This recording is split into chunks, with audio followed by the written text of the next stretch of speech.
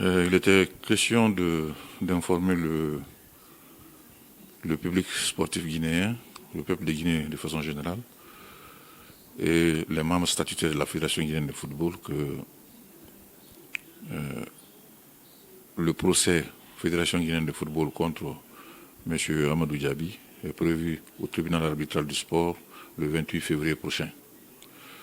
Donc nous sommes à une vingtaine de jours de cette date-là, mais fort malheureusement, nous avons constaté que les preuves les plus accablantes contre M. Diaby, qui ont servi de la base pour le sanctionner, n'ont pas été envoyées au TAS. Il s'agit de l'enregistrement sonore où il scelle le pacte de corruption avec les amis, avec les agents de Pol Pot, mais également du relevé bancaire dont les montants sont confirmés par le son. C'est-à-dire les montants qui sont évoqués dans le son sont confirmés par le relevé bancaire de Pol Pot.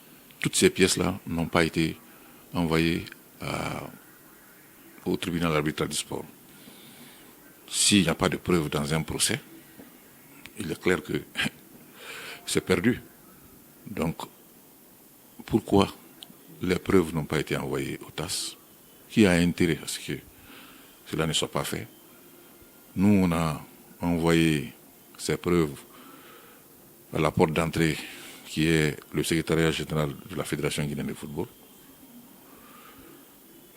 Mais, en tout cas, ces preuves ne sont pas arrivées au tribunal arbitral du sport. Nous nous en sommes rendus compte parce qu'après les discussions avec le représentant de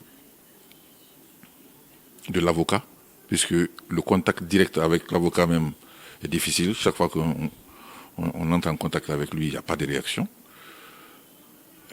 Nous avons dit, bon, il y a un son où M. Diaby parle avec les agents. En Guinée, tout le monde connaît sa voix. La commission d'éthique a assis sa conviction, son intime conviction, en l'écoutant, la bande sonore, et conforté par cela par une écoute avec le comité exécutif. Tout le monde a reconnu que c'était sa voix. Mais ce n'est pas le cas au TAS. Nous avons demandé pourquoi on n'a pas encore engagé un expert en reconnaissance vocale qui puisse attester au tribunal arbitral du sport que c'est sa voix. La réponse, on dit que cette pièce n'a pas été versée au dossier. C'est la pièce maîtresse, parce que c'est le pacte, c'est la preuve du pacte de corruption entre Diaby et Pol Pot. Si cette pièce maîtresse n'est pas versée dans le dossier, il est clair qu'il va sortir blanchi. Donc, on en est là.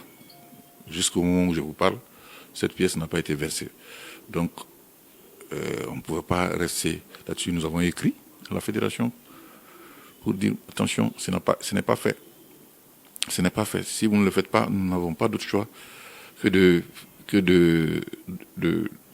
dire ça au public sportif, au peuple de Guinée et à l'opinion internationale. Et ce courrier a été envoyé depuis maintenant presque 15 jours. Nous n'avons pas eu de réaction, donc nous avons décidé d'en parler. C'est tout le problème, on n'a pas de réponse. Nous avons écrit, parce que administrativement c'est ce qu'il faut faire. Il faut écrire pour dire, voilà, aujourd'hui, on est dans une phase, parce que c'est nous qui avons mené les investigations ici, c'est nous qui avons pris la décision, nous connaissons mieux les pièces que n'importe qui. Il est bizarre, paradoxal, qu'à 3 semaines du procès, que nous n'ayons aucune séance de travail avec les avocats, qui ne connaissent pas. Les avocats n'ont pas été engagés par nous. Ils ont été engagés par le comité exécutif de la Fédération guinéenne de football. Vous voyez? Et c'est le comité exécutif qui les paye. Donc, ce que les avocats nous disent, bon, vous êtes dessaisis du dossier, vous avez rendu votre sentence, vous n'êtes plus concerné. Mais, donc, nous trouvons cela vraiment bizarre. Et où on est, le chemin que la procédure prend, il est clair que ce sera un non-lieu pour, pas un non-lieu, mais Amadou Djabi sera acquitté tout simplement, parce que si les preuves n'ont pas été versées, il est clair qu'il va être acquitté. Non, on ne peut qu'être que déçu. On ne peut être que déçu. C'est pourquoi nous, la mort dans l'âme, nous en parlons. On ne peut être que déçu parce que, écoutez, nous sommes notre travail. On a mis cet instrument-là, c'est pour la moralisation de la gestion du football. Lutter contre la corruption, les conflits d'intérêts, les raquettes, et ainsi de suite. Je pensais que tout le monde tirait dans le même sens. C'est ce que nous, en tout cas, nous croyons encore que c'est le cas. Maintenant, ce qui n'a pas été fait, il appartient aux uns et aux autres de le faire pour corriger le tir. Parce que, autrement, ça ne sert à rien de mettre une commission d'éthique après pour torpiller son travail. Nous avons, non seulement ces preuves ont été envoyées au secrétaire général par email, envoyées à l'avocat, aux avocats, même parce qu'ils sont deux, et le président Antonio a été mis en copie. Donc tout le monde sait, toutes les preuves ont été envoyées depuis au mois de septembre. Toutes les preuves ont été envoyées depuis le mois de septembre. Donc, ils ont toutes les pièces. Mais nous sommes surpris. C'est quand on a vu que dans les échanges, personne ne parle de l'audio, personne ne parle de relevé bancaire de Paul Put. On s'est dit non, il y a un problème. Maintenant, on a demandé aux représentants, parce que l'avocat lui-même, il ne réagit pas. Peut-être qu'il a reçu des consignes pour ne pas nous parler, on n'en sait rien. Mais le représentant nous a dit que cette pièce n'a pas été versée au dossier. Quoi? C'est la pièce maîtresse. C'est la pièce qui prouve le pacte de corruption. Et le problème est le suivant. S'il n'y a pas de corrompu, c'est-à-dire si Amadou s'en sort, Paul Put aussi, on est obligé de le blanchir parce que pour qu'il y ait une infraction de corruption, il doit être deux. Il doit y avoir un corrupteur et un corrompu. À partir du moment où le corrompu a été blanchi, ça veut dire que le corrupteur aussi sera blanchi. Ça veut dire que Paul Put sera forcément blanchi.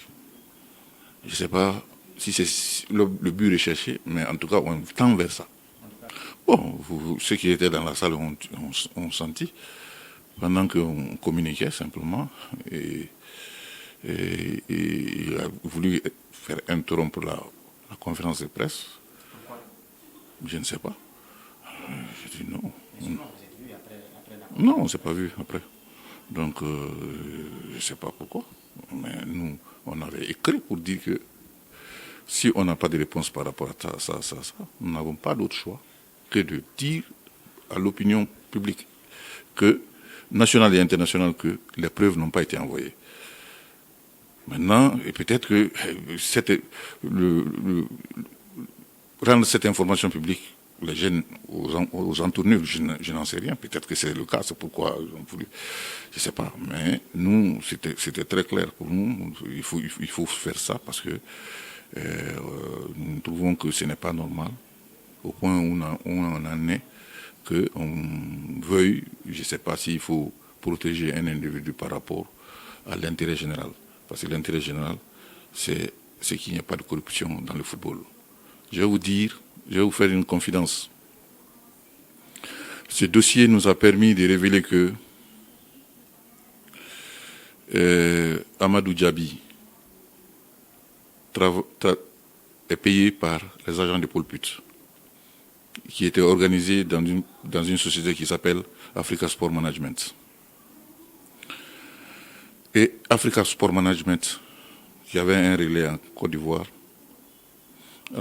avait aussi été l'agent du gardien de but Koné. Vous comprenez? Vraiment Koné. Vous comprendrez maintenant pourquoi ce gardien national a été privilégié pour qu'il devienne titulaire de l'équipe nationale au détriment de Ali Keita qui jouait en Ligue 1 en Suède. C'est pour faire augmenter la valeur marchande du gardien pour pouvoir le revendre. C'est vous dire à quel point, lorsqu'il y a de la corruption au sein d'une équipe, ça peut même se refléter sur la composition de l'équipe. On était arrivé à ça. Est-ce que c'est le retour de ça qu'on veut? C'est aux uns et aux autres d'apprécier. Mais pour nous, on a essayé de corriger au vu de pièces. Nous n'avons accusé personne.